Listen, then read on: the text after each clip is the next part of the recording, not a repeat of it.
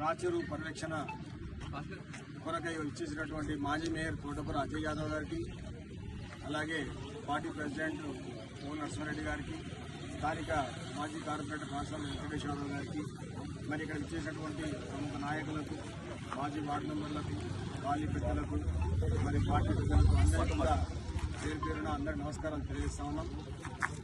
ఈరోజు మరి గతంలో చూసుకున్నట్టయితే ఒక 6-7 సంవత్సరాల కింద చూసుకున్నట్టయితే ఈ కాలనీ అంతా కూడా మేము విజిటింగ్కి వచ్చినట్టువి, పాదయాత్ర ఏరికి వచ్చినట్టువి, ఇక్కడ రోడ్లు ఉండేవి కావు, అసలు అడుగు పెడితే అడుగు తీసి రాకుంటుండే, పెద్ద స్మెల్ ఉండేది. అటువంటి దాన్ని ఇవాళ ఈ చెరువులో నిలబడి మనము ఇంతసేపు దాన్ని చూడమంటే ఈరోజు ఈ అవకాశం అంతా కూడా ఈ యొక్క దీనికి మూలమైనటువంటి వ్యక్తి మన తోటకూర అజయ్ యాదవ్ గారు అండ్ వజ్రేష్ యాదవ్ గారు, మరి రాసాల వెంకటేష్ యాదవ్ గారు అని చెప్పేసి సగర్వంగా చెప్పుకోవచ్చు అని చెప్పి తెలియజేస్తా ఉన్నాం.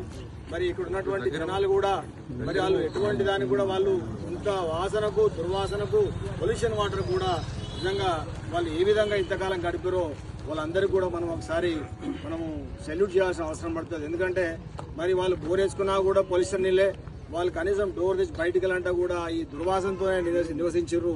మరి అదేవిధంగా ఈరోజు బోడుప్పల్ అభివృద్ధి కొరకు మరి గతంలో ఉన్నటువంటి మంత్రి ఉండే కనీసం ఒక 10 రూపాయలు తీసుకురాలేదు.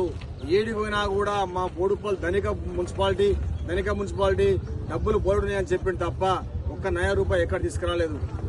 మరి ఇప్పుడు మన మేయర్ అజయ్ గారు అయిన తర్వాత మరి బోడుప్పల్కు 120 కోట్లు తీసుకొచ్చి ఇలా రాచెరువు అనుకోవచ్చు, బోడుప్పల్ టు చెన్నచల్ రోడ్ అనుకోవచ్చు, మన అంబేద్కర్ నుంచి చిలకనార్ రోడ్ అనుకోవచ్చు. మరి ఇవే కాకుండా మరి కాలనీలలో కూడా అనేక అభివృద్ధి కార్యక్రమాలు, డ్రైనేజ్ వర్క్లు, రోడ్లు, చాలా కమిటీ హాల్స్ ఇవన్నీ కూడా ఈరోజు కార్యక్రమాలు చేయడం జరుగుతుంది.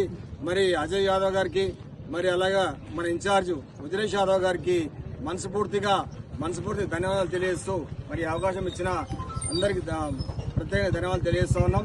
ఇంకా రానున్న రోజుల్లో కూడా మరి అజయ్ యాదవ్ గారికి మంచి బ్రైట్ ఫ్యూచర్ ఉంది. మరి ఆయన కూడా మనం పెద్ద పోస్టులలో, పెద్ద అధికారంలో ఉండాలని చెప్పేసి ఆయన ఒక మంచి పెద్ద లీడర్ కావాలని చెప్పి కోరుకుంటూ మరొకసారి ధన్యవాదాలు తెలియజేస్తాను.